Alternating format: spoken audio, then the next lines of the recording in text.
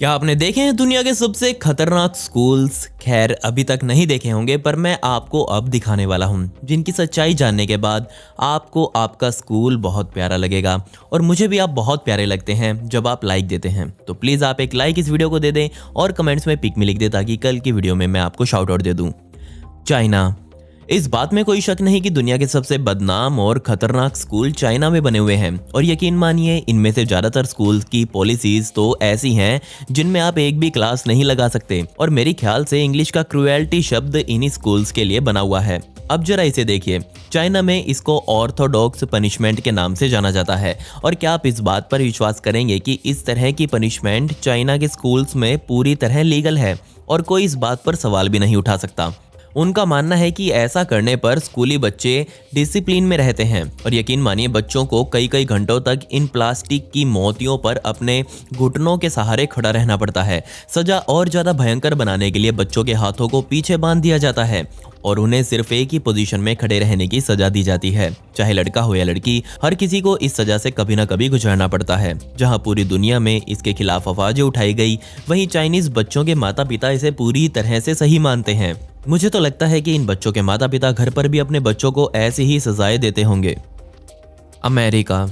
अब चलते हैं चाइना से दूर, अमेरिका के एरिजोना में। और यहाँ पर मुझे इस दुनिया की सबसे अनोखी सजा देखने को मिली। वैसे तो प्यार करना बहुत अच्छी बात है, लेकिन यही प्यार कई बार दर्ददायक भी बन जाता है। जी हाँ, वेस्टवुड हाई स्कूल एरिजोना में कुछ ऐसा ही देखा गया। यहाँ पर बच्चों को उनके पार्टनर्स के साथ कई कई घंटों तक स्कूल के बीच में कुछ ऐसे बिठा दिया जाता है जिन लोगों को इनके बारे में नहीं पता होता, वो भी अब इनके बारे में पब्लिकली जानने लगते हैं। इसके अलावा यहाँ पर अगर किसी गुटों में लड़ाई हो जाती है तो उन गुटों के मुख्य लोगों को भी पकड़कर ऐसे ही कुछ स्कूल में बैठा दिया जाता है।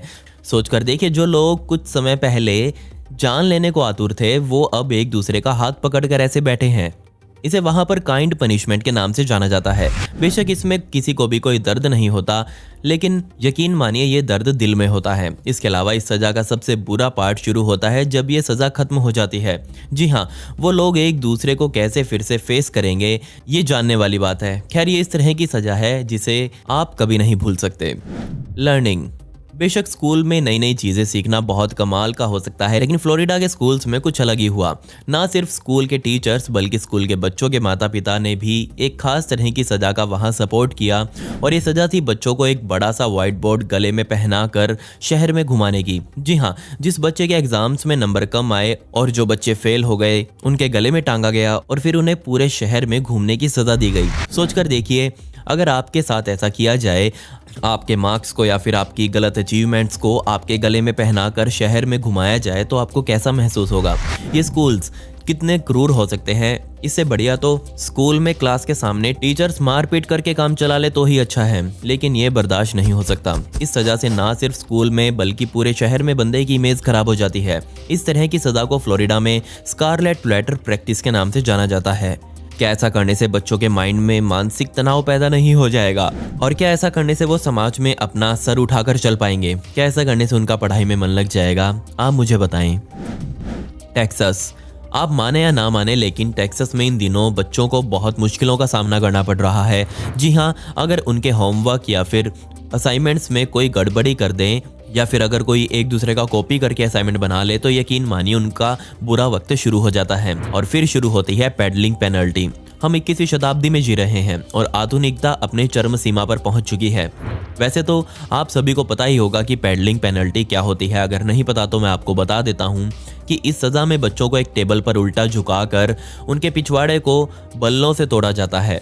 बेशक इस सजा के खिलाफ पूरे अमेरिका में आवाज उठाई गई। इस सजा को अंजाम देने वाले टीचर्स आज पूरी तरह से पत्थर दिल के हो चुके हैं और उन्हें पेडलिंग पेनल्टी को अंजाम देने में बहुत मजा आता है। इस सजा के बाद बच्चों का क्या हाल होता है, वो मैं आपको पब्लिकली यहाँ नहीं बता सकता। अगर देखना चाहते हैं तो मैंने मेरे इंस्टाग्राम पर स्टोरी लगा दी है, वहाँ जाकर देख लें और फॉलो भी कर लें। लेकिन इस सजा का क्या इस तरह की सज़ा आप सहन कर सकते हैं? हाथों पर छोटी मोटी डंडियां या फिर छड़ियां मारना अलग बात है, लेकिन बच्चों के साथ ऐसा काम करना कहीं से भी सही नहीं लगता। Florida returns. मुझे तो समझ नहीं आ रहा कि फ्लोरिडा में चल क्या रहा है। जी हाँ, वहाँ कुछ ऐसा चल रहा है जिससे हम फ्लोरिडा को दुनिया के सबसे क्रूर स्कूलों की राजधानी कह सकते हैं। अगर आपने पिक्सर एनिमेटेड मूवी अब देखी हो तो आपको कॉन ऑफ कॉलर शेम नाम की पनिशमेंट के बारे में पता होगा, और ये कितनी अजीब और डरावनी है इसका भी अंदाजा आपको जरूर होगा। अगर आपको नहीं पता तो मैं आपको बता देता हूँ कि सजा में होमवर्क ना करने वाले बच्चों या फिर गलत काम करने वाले बच्चों के गले में इस तरह की प्लास्टिक की टोपी डाल दी जाती है ताकि उन्हें अंदर से शर्म महसूस हो। और तब क्या होगा जब मैं आपको कहूँ कि यह प्लास्टिक की टोपी स्पेशली कुत्तों के लिए इस्तेमाल की जाती है। वैसे तो इस तरह की टोपी को डॉग्स को इसलिए पहनाया जाता है ताकि वो इधर उधर घूमकर अपने आप को ही ना काट लें, लेकिन यहाँ पर ये टोपी बच्चों को पहनाई जा रही है ताकि वो अंदर से शर्म महसूस कर सकें। मैं उम्मीद करता हूँ कि इस स्कूल को इस तरह की कोई और सज़ा का आइडिया ना मिले, या फिर क्या पता ये लोग ये टोपी पहनाकर स्टूडेंट से भौंकने के लिए भी कह दे। बच्चों से ज़्यादा वहाँ पर टीचर्स मूवी देख रहे हैं और ऐसे ऐसे भद्दे भद्दे आइडियाज़ निकाल कर ला रहे हैं जिनको यहाँ पर नहीं होना चाहिए था। अगर हमारे साथ कभी ये सज़ा होती तो क्या हम लोग उस स्कूल में कभी वापस जा पाते? मेरे ख्याल से नहीं। न्यू जर्सी के एक एलिमेंट्री स्कूल में एक बहुत ही अजीब तरह की सजा बच्चों को तब दी जाती है जब वो अपने साथ लाए गए खाने या फिर पीने के आइटम को संभाल नहीं पाते या फिर स्कूल में इधर उधर डोल देते हैं। और अगर ये काम गलती से भी स्कूल के बच्चों से हो जाए तो ये स्कूल अपनी क्रूरता पर उतर आता है और जिस बच्चे ने जो भी सामान स्कूल में जहां भी गिराया हो तो उसे वही खाने का सामान उसी जगह पर बैठकर खाने के लिए कहा जाता है। जी हाँ, टेबल चेयर पर बैठकर खाना तो भूल जाइए, स्कूल में फर्श पर गिरा हुआ खाना उस बच्चे को मजबूरन खाना पड़ेगा। इस सजा के पीछे स्कूल का कहना है कि ऐसा करने से बच्चों के अंदर खाने की वैल्यूज पैदा होंगी और वो आगे से इसका ध्यान रखेंगे। इस बात में कोई शक नहीं कि उनकी सजा के पीछे का मतलब बहुत सही है, लेकिन इस बात में भी कोई शक नहीं कि उनका तरीका बहुत गलत है। मुझे तो पता नहीं कि जब खाना गिरा देने पर ही इतनी भयंकर सजा दी जाती है तो स्कूल में होमवर्क ना करने वाले बच्चों के साथ क्या किया जाता होगा। इस स्कूल का मानना है कि इस तरह से बच्चों को खाना खिलाने पर उन्हें इंसानों के इतिहास को भी याद दिलाया जाता है। पहले के इंसान जमीन पर ही खाना रखकर खाया करते थे, लेकिन आज ऐसे कौन खाता है? क्या आप ऐसे स्कूल में पढ़ना चाहेंगे? बेशक नहीं। Capital Florida. जैसा कि मैंने आपको पहले ही कहा कि फ्लोरिडा सबसे बदनाम स्कूलों की राजधानी है, वहीं इस फ्लोरिडा में the Port Saint Lucie school भी मौजूद है जो पूरी दुनिया में अपने स्टूडेंट्स के साथ बहुत गंदा बिहेव करने के लिए जाना जाता है।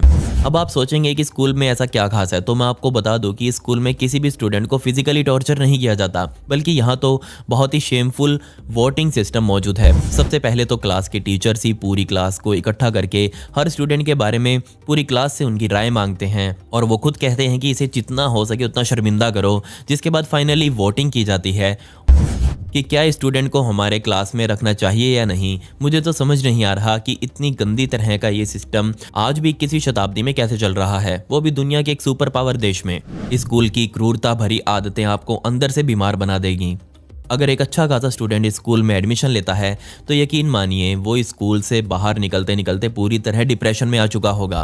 वैसे तो ये पॉइंट अभी खत्म नहीं हुआ है, लेकिन अगर आपको लग रहा है कि पोर्ट सेंट लूसी स्कूल के बारे में सब कुछ जान लिया है तो आप गलत हैं। इसके बारे में आपको कुछ और भी डरावना मैं बताने वाला हूँ, और ये जो आप अभी जानने वाले हैं ऐसा ही कुछ मिसिसिपी के स्कूल्स में भी किया जाता है। क्या आपको पता है कि स्कूल्स में बच्चों को सजा देने के लिए स्कूल फेक पार्टीज ऑर्गेनाइज करते हैं? जी हाँ, यहाँ एक पार्टी नहीं बल्कि एक साथ 2 या 3 पार्टीज ऑर्गेनाइज की जाती हैं। इसमें पहली वाली पार्टी तो रेगुलर होती है जिसमें अच्छे से स्टूडेंट्स मौजूद होते हैं। वहीं दूसरी पार्टी जिसे अल्टरनेटिव पार्टी का नाम दिया गया है, उसके अंदर क्लास के वो स्टूडेंट्स होते हैं जिसे पार्टी के नाम पर सजा दी जाती है। जबकि थर्ड पार्टी में तो क्लास के वो स्टूडेंट्स होते हैं जिनको अब क्लास से रस्टिगेट किया जाना होता है।